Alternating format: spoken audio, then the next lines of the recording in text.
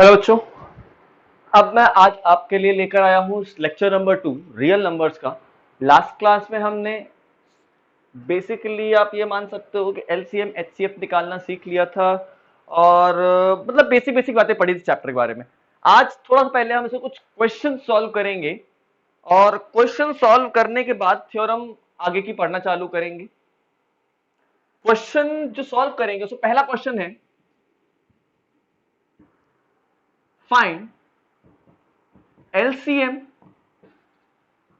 and HCF of 6, 72 and 120। शुरुआत कर रहे हैं हम बहुत बहुत बहुत ही इजी क्वेश्चन से बाय यूजिंग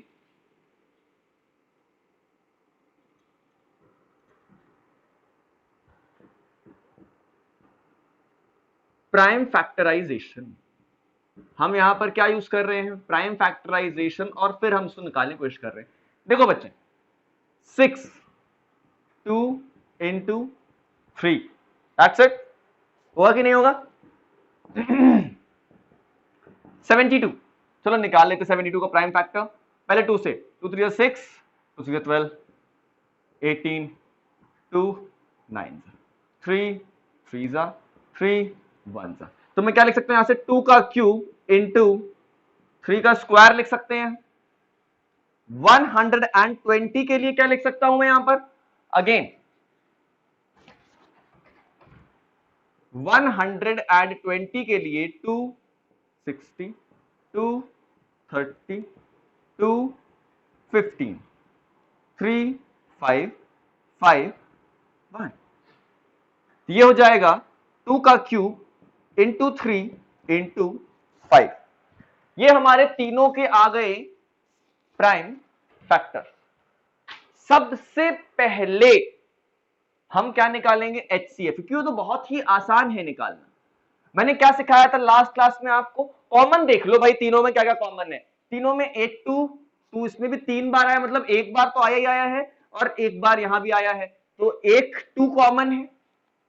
और 3 3 3 3 कॉमन है, तो हाईएस्ट कॉमन फैक्टर क्या आ गया? 6। बहुत ही आसान। कॉमन देख लो, सिर्फ सिर्फ क्या देखना है आपको? सिर्फ आपको कॉमन देखना। कॉमन देख लो और सॉल्व कर लो, आ गया एचसीएफ। अब नोट कर लिया होगा आप सभी ने। अब अगला पार्ट हम समझेंगे भैया एलसीएम कैसे निकालना है। यहां देखो जरा सा, एलसीएम के लिए एलसीएम मैंने क्या सिखाया था? कॉमन एक बार, बाकी सब तो लिखना ही लिखना, लेकिन कॉमन सिर्फ एक बार लिखने हैं। कॉमन क्या है इसमें? देखो, एक टू यहां से हटा दू, एक टू यहां से हटा दिया, या फिर आप ये कह सकते हैं, देखिए यहां पर 2 इंटू 3 लिखा। यहां पर क्या आ रहा था आपका?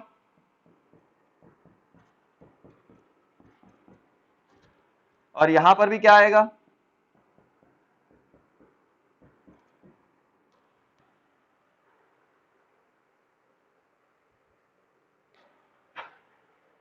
अब इस केस में एलसीएम कैसे निकालेंगे? पहली चीज तो आप जो कॉमन है उसको सिर्फ एक बार लिखेंगे। कॉमन क्या है? एक तो ये 2 कॉमन है, इसको आप सिर्फ एक बार लिखो। और एक ये 3 3 3, ये भी सब में कॉमन है, इसको एक बार लिखेंगे। बाकी जो नॉन सर्कल्ड नंबर्स हैं उनको तो आप एक के बाद एक लिखना चालू कर दो। जैसे 1 2 3 4, 4 बार और 2 है भाई, 1 2 3 4 बार और 2 लिख दिया। एक 3 बच रहा है यहां पर, 3 लिख दिया। एक 5 बच रहा है यहां पर। कॉमन वाले सिर्फ एक बार लिखे हमने, बाकी सारे नंबर जो थे वो वैसे ही लिख दिए हमने। तो क्या हो गया? 2 1 2 3 4 5, मैं क्या लिख सकता हूं यहां से? 2 की पावर 5। 3 कितने हैं? 1 2, 3 का स्क्वायर इंटू 5। ना 2 की पावर 5 कितना होगा? 32। 3 की पावर 2 9 इंटू 5। रिजल्ट कितना आएगा? 1440। ये आ गया आपका एलसीएम। चलो, हमने शुरुआत करी है बहुत ही इजी क्वेश्चन से। अब क्वेश्चंस आसान नहीं रहेंगे, थोड़ा सा इसको कठिन करते हैं हम। नेक्स्ट क्वेश्चन है, explain why 7 into 11 into 13 plus 13 and 7 into 6 into 5 into 4 into 3 into 2 into 1 plus 5 are composite number. आपसे बोलता है एक्सप्लेन करो कि भाई ये दोनों कॉम्पोजिट नंबर होंगे तो क्यों होंगे। बड़ा सवाल है ये। बड़ा सवाल क्या है, मतलब देखो थोड़ा सा ट्रिकी सवाल है, फंसाया गया है, सिर्फ घुमाया गया है आपको। समझते हैं हम बच्चे, दो तरह के नंबर से हमने समझे थे पहले भी। प्राइम नंबर जो किसी से भी डिविजिबल नहीं होते, सिर्फ खुद से और वन से डिविजिबल होते हैं। कॉम्पोजिट नंबर, सारे number other than prime number क्या होते हैं, कॉम्पोजिट नंबर। तो बच्चे यहां पे आते हैं अपन अपनी अपनी बात पे। भाई देखो सोल्यूशन करते हैं। पहला नंबर पकड़ते हैं 7 इंटू 11 इंटू 13 प्लस 13, ये एक नंबर हुआ। देखो दिखने में यहां पर क्या है, सारे नंबर प्राइम, 7 एक प्राइम नंबर, 11 एक प्राइम नंबर, 13 एक प्राइम नंबर, यहां भी 13 एक प्राइम नंबर, सारे नंबर प्राइम है। और सबसे बड़ी चीज यहां पर क्या है कि इसको प्रूफ करना आपको कॉम्पोजिट है। तो उसके लिए क्या होगा, मान लो ये पूरा का पूरा नंबर जो है वो अलग है, प्लस 13 ये अलग, मतलब दो नंबर को हमने सम किया हुआ है मान लेते हैं। तो क्या इन दोनों नंबरों में से मैं 13 कॉमन ले सकता हूं, 13 यहां भी है 13 यहां भी है, तो मैं एक काम करता हूं 13 कॉमन ले लेता हूं। अंदर क्या बचेगा, 7 इंटू 11 प्लस 1, 13 इंटू 78 हो गया, ये 77 प्लस 1 इज 78। तो भाई एक बात तो यहां पर बिल्कुल क्लियर है कि ये देखो ये नंबर क्या दिख रहा है, 13 का एक मल्टीपल। ये 78 भी एक तरह का इवन नंबर है। तो ये क्या हुआ, सबसे बड़ी चीज तो कि यहां पर मल्टीपल ऑफ 13 है ये नंबर, साथ में 2 का भी मल्टीपल है। वाई, बिकॉज ये 78 कैसा है, इवन। भाई this number is divisible by 13 and 2, तो इसका मतलब क्या है, this implies it is a composite number. फिर से देख लीजिए भाई, शुरू से पहला नंबर हमने पकड़ा 7 इंटू 11 इंटू 13 प्लस 13, हमने इतने मल्टीप्लाई वाले पार्ट को अलग मान लिया और 13 वाले पार्ट को अलग मान लिया। अब देखो ये पहला पार्ट ये दूसरा पार्ट, दोनों पार्ट में से 13 कॉमन आ सकता था, मैंने 13 कॉमन निकाल लिया। 13 के कॉमन निकलते ही अंदर क्या बचा, पहले पार्ट में 7 इंटू 11, 13 तो बाहर आ गया, और अगले पार्ट में 13 1 13, अंदर क्या बचा, सिर्फ और सिर्फ 1 बचा। तो यहां बचेगा 13, 7 11 77 प्लस 1, क्या आ गया ये 78। ये इस पार्ट का पूरा रिजल्ट आया है। तो 13, पहली बात तो ये जो नंबर आया, फाइनल नंबर आया, वो 13 इंटू समथिंग है, तो 13 का तो मल्टीपल हुआ ही हुआ ये नंबर। साथ में 78 एक इवन नंबर है, मतलब ये 2 का भी मल्टीपल होगा। तो इसका मतलब सीधी सीधी बात क्या है, ये एक कॉम्पोजिट नंबर है। बहुत आसान सा कंसेप्ट, बहुत ही आसान कंसेप्ट, सिर्फ कंफ्यूज किया गया है। ध्यान से पढ़ोगे तो आपके लिए ये सारे क्वेश्चन बहुत आसान क्वेश्चन है। एक ये क्वेश्चन है, अगला पार्ट देखते हैं।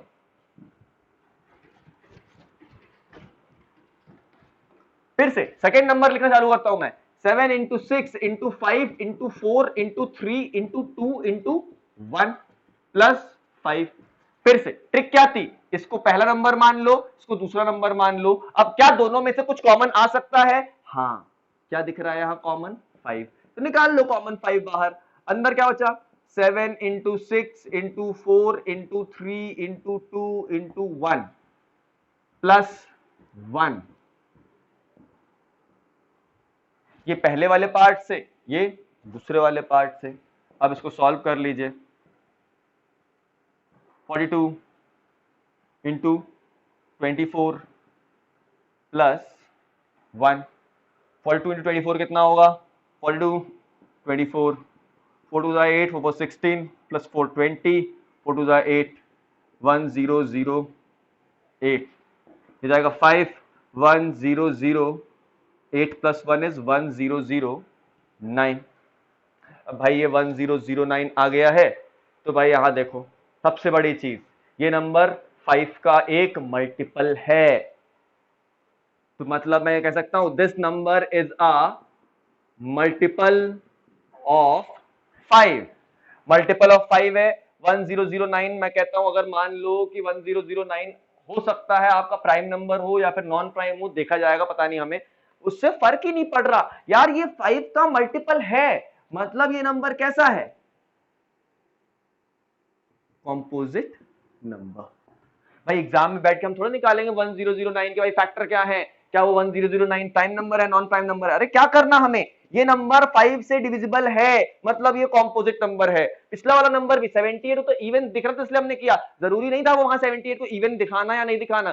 सबसे बड़ी चीज, वो 13 का मल्टीपल था, मतलब वो कॉम्पोजिट नंबर है। ये 5 का मल्टीपल है, इसलिए क्या है, कॉम्पोजिट नंबर तो है।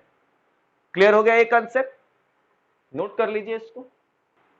देखो बच्चों, अगला क्वेश्चन है हमारा, there is circular path around a sports field, Sonia takes 18 minutes to drive one round of field while Ravi takes 12 minutes. मैं 12 मिनट लेता हूं, बड़ा ग्राउंड होगा शायद, रनिंग में काफी अच्छा हूं वैसे मैं।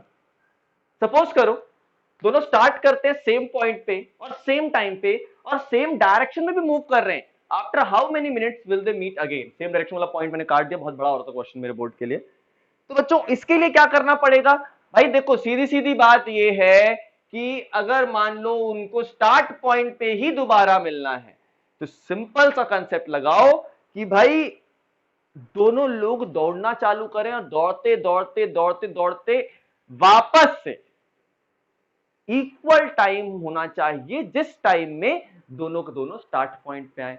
वो इक्वल टाइम कैसा आएगा, आपको लेना पड़ेगा lowest common multiples of their time, 12 and 18। तो आप एलसीएम लेंगे 12 और 18 का, 12 कितना होगा, 2 इंटू 2 इंटू 3, 18 कितना होगा,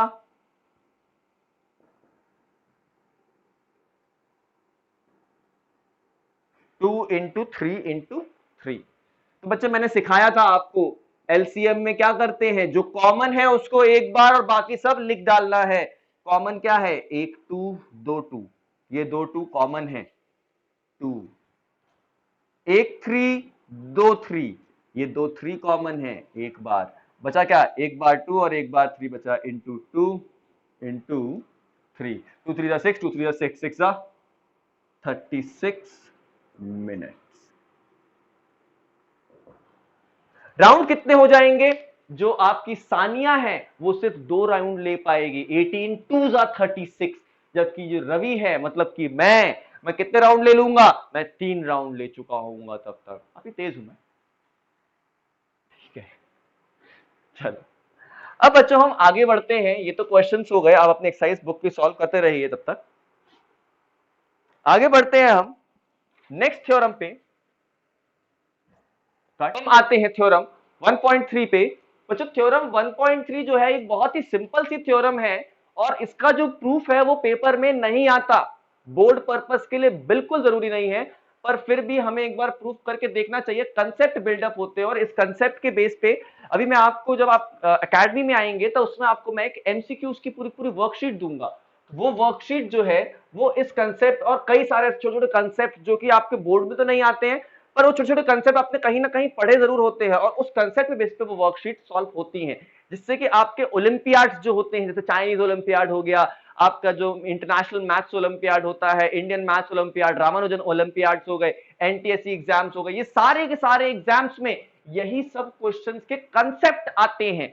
आपको अगर मान लो वही एग्जाम का क्वेश्चन बोर्ड में आना हो और वही क्वेश्चन आपका अगर मान लो मैं कहता हूं ओलंपियाड में आया, तो कहेगा ओलंपियाड, कोई बेनिफिट नहीं निकला ऐसे ओलंपियाड का, ना ही कोई मतलब निकलता ओलंपियाड। तो olympiads are for checking your general skills. जिसको ओलंपियाड के लिए नहीं पढ़ना भाई वो पार्ट स्किप कर दे, जहां मैं इसको प्रूफ करूंगा, जहां मैं समझाऊंगा। थ्योरम 1.3 कहती है कि let P is a prime number and P is a factor of a square, then P is a factor of a also।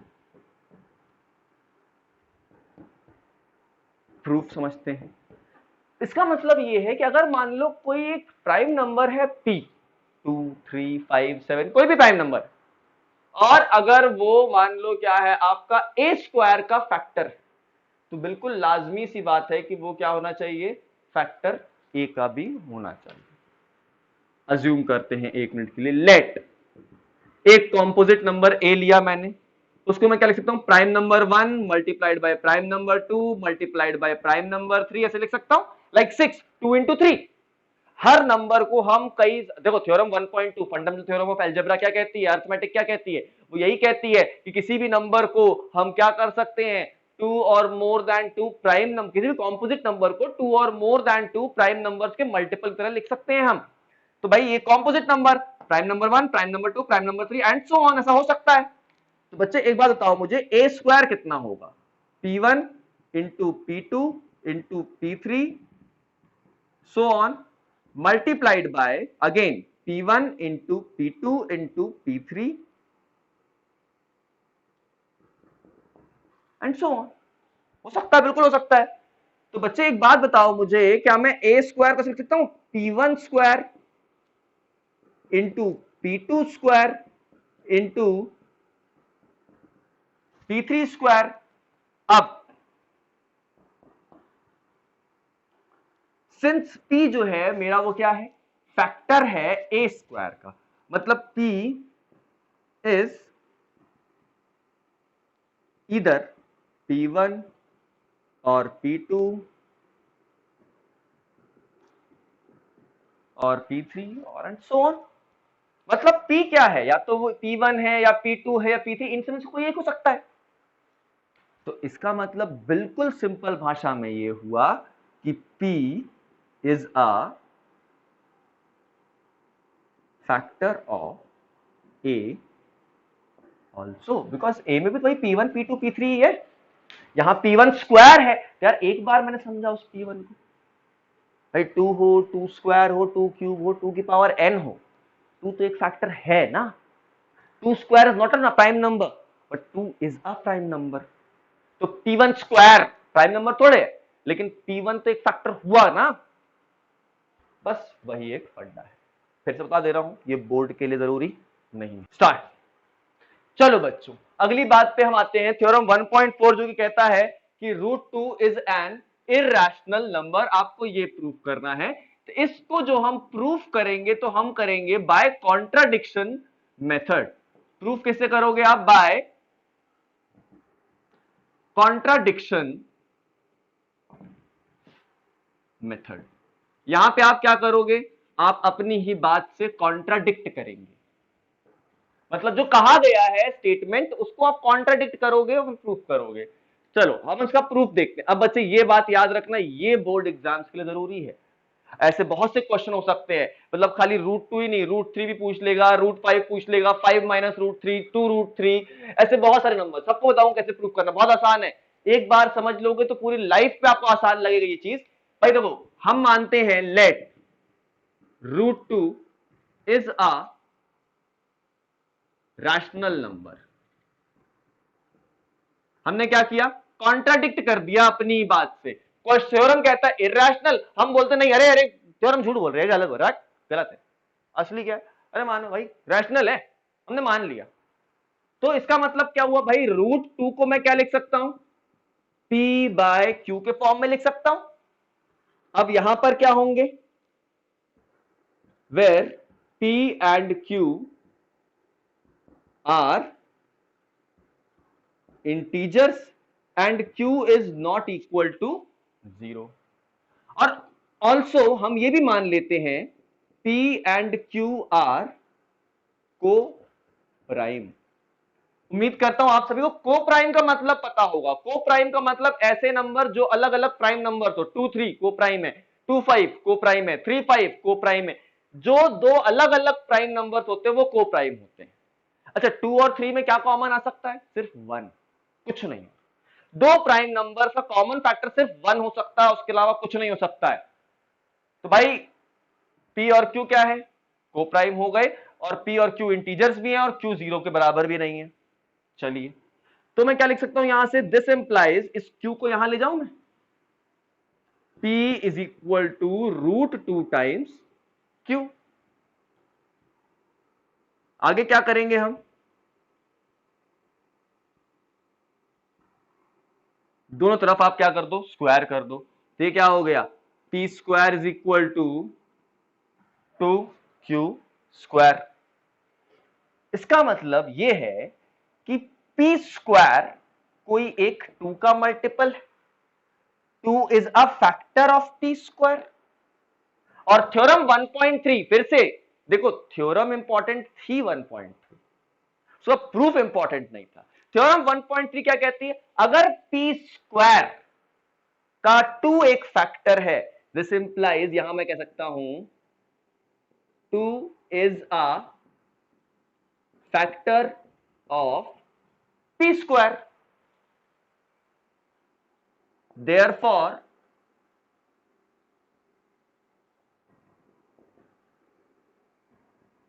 from theorem 1.3 2 is a factor of p।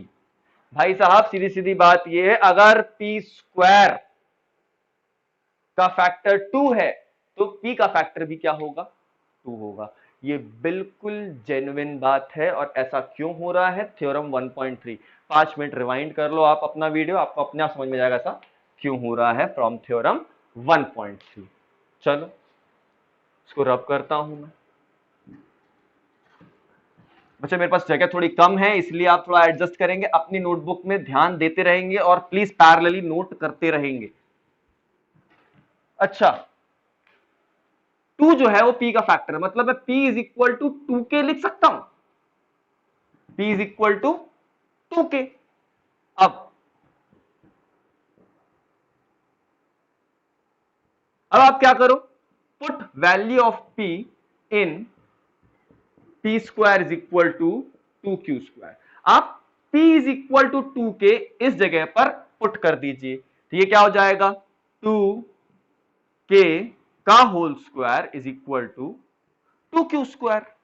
इसका मतलब 2q² is equal to 4k², 2 2 जा 4, q² is equal to 2k²। फिर से वही बात, 2, this implies 2 is a factor of q², therefore from theorem 1.3 2 is a factor of q also. भैया 2 अगर q² का फैक्टर है तो थ्योरम 1.3 क्या कहती है, अगर p जो है वो आपका a² का फैक्टर, तो p a का फैक्टर भी होना पड़ेगा, तो 2 जो है वो q का भी फैक्टर हुआ। बट याद रहे ये बात, शुरू में तुमने अजम्पशन क्या लिया था, p और q कैसे हैं, को प्राइम है। तो मैं यहां से एक चीज सिंपल लिख सकता हूं, but as per our assumption P and Q were co-prime।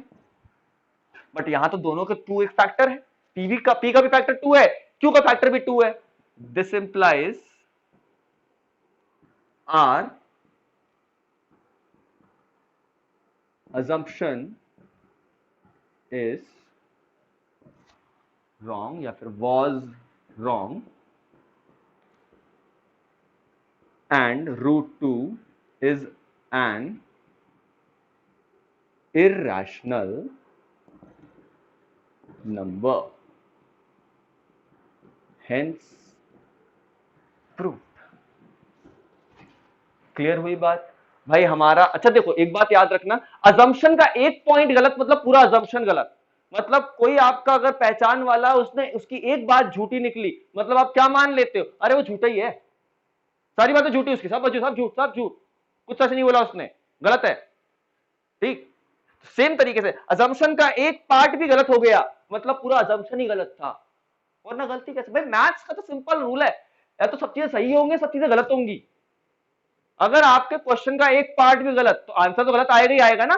बिल्कुल सेम तरीके से अजम्पशन का एक पार्ट गलत हो गया, आपने पी और क्यू को को प्राइम माना था, लेकिन फाइनली उन दोनों का कॉमन फैक्टर 2 निकल के आ रहा है। मैंने पहले ही बताया को प्राइम नंबर का फैक्टर क्या होता है, सिर्फ और सिर्फ 1 होता है। यहां क्या निकल के आया 2, तो हमारा अजम्पशन क्या था, रॉन्ग। क्लियर? अब इस थ्योरम पे बेस्ड आपको एक क्वेश्चन है जो आप खुद से कर सकते हो। आप इस जगह पर √2 की जगह √3 को इरैशनल नंबर प्रूव कर लेना। √3 को करने पे आपको कॉमन फैक्टर 3 निकलना चालू हो जाएगा, बिल्कुल लाजमी सी बात है वो, बिल्कुल सेम थ्योरम 1.3 का यूज करते हुए। अब मैं आपको 2 क्वेश्चंस और करके दिखाऊंगा, बहुत कॉमन क्वेश्चन, फिर आप अपनी बुक की एक्सरसाइज पूरी सॉल्व कर लोगे। क्वेश्चन अगला जो है आपको प्रूव करना है 2√3 is an irrational number। भाई देखो ये बहुत आसान है, बहुत ही ज्यादा आसान है ये।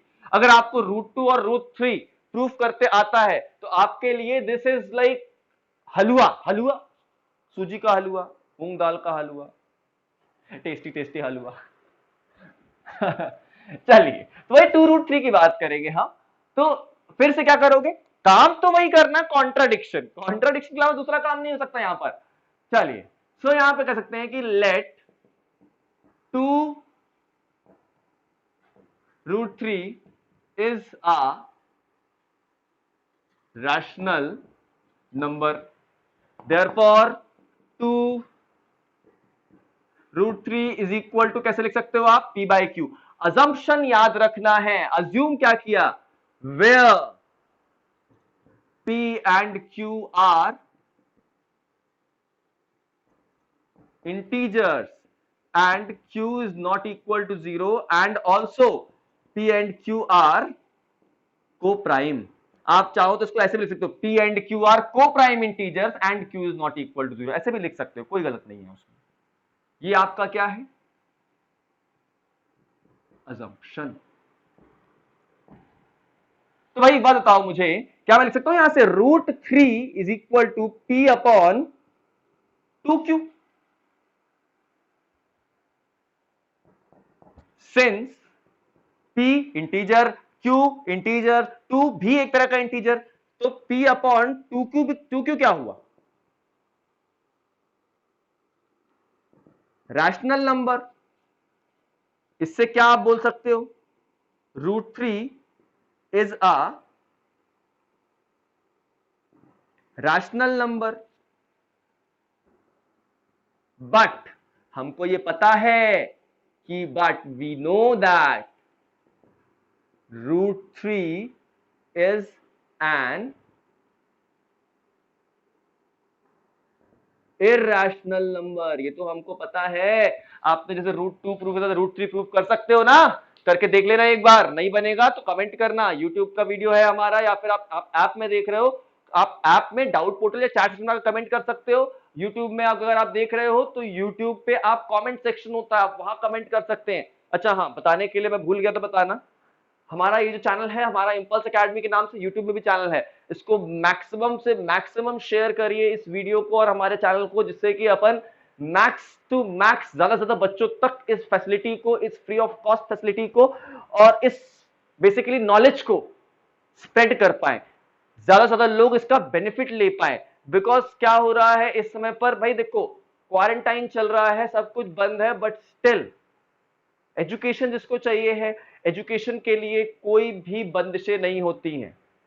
सो मैक्सिमम से मैक्सिमम इंपल्स एकेडमी को आप जाके सर्च करिए, जिसको नहीं मिलेगा आप मुझे, आप ऐप पे जो लोग हैं वो मुझसे लिंक ले सकते हैं, और जिसको भी नहीं मिलेगा आप इंपल्स एकेडमी का यूट्यूब चैनल, तो आपको मैं लिंक दे दूंगा, इवन ऐप में भी उस पर लिंक डला हुआ है, आप मेन्यू सेक्शन में जाएंगे तो मैक्सिमम से मैक्सिमम शेयर करें, जिससे क्या हो कि ज्यादा से ज्यादा लोग इसका बेनिफिट ले पाए। और सभी लोग जो भी आप मेरे को देख रहे हैं, लाइक करिए, कमेंट करिए, सब्सक्राइब करिए और शेयर करिए।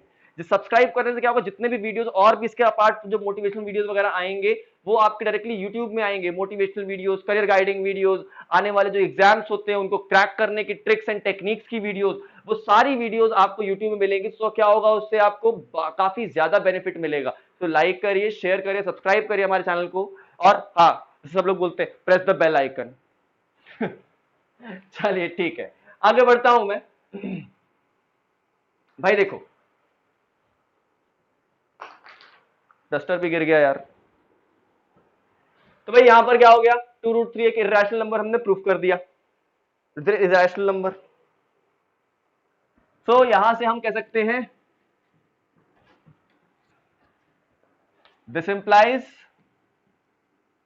Are assumption was wrong and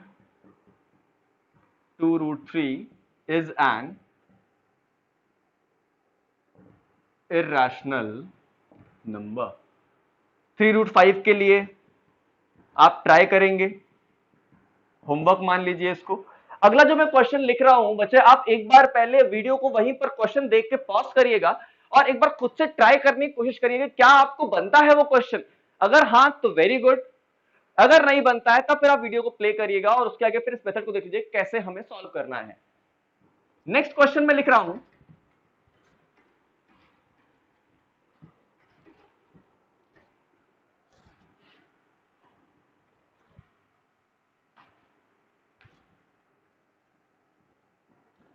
prove that 5 minus root 2 is an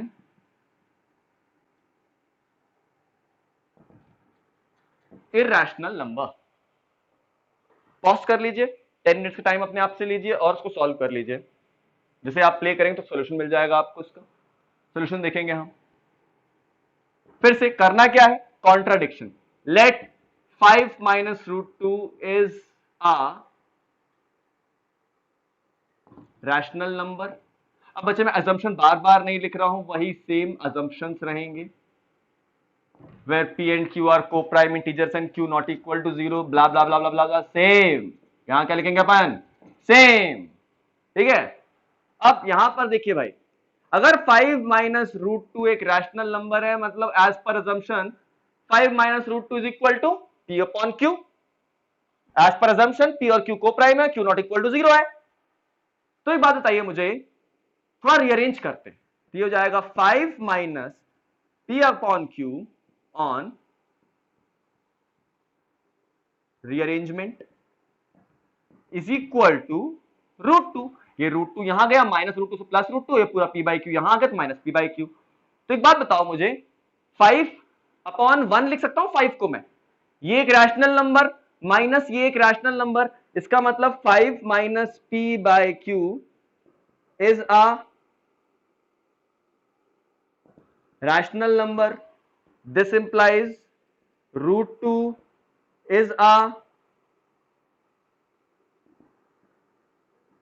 rational number. 5 minus p by q कैसा है, रैशनल नंबर, मतलब √2 भी रैशनल नंबर। बट ये तो रिक्शे वाले को भी अब पता लग गया होगा, √2 इज एन इररेशनल नंबर। अरे सच में पता लग गया भाई, इतना पढ़ने के बाद तो रिक्शे वाला बता देगा भाई √2 इतनी देर से आप बोल तो रहे हो इररेशनल इररेशनल इररेशनल, कहां से रैशनल हो गया। But √2 is an irrational number. अभी तक बोल रहे थे भाई रैशनल है, लेकिन √2 यहां से रैशनल आ रहा है, लेकिन असलियत क्या है √2 की, √2 तो इररेशनल है। तो यहां से मैं डायरेक्टली इसको लिख सकता हूं,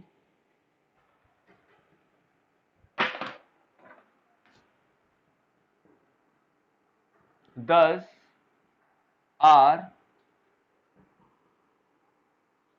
assumption was wrong। 5 minus √2 is an irrational number। Clear हो गई बात।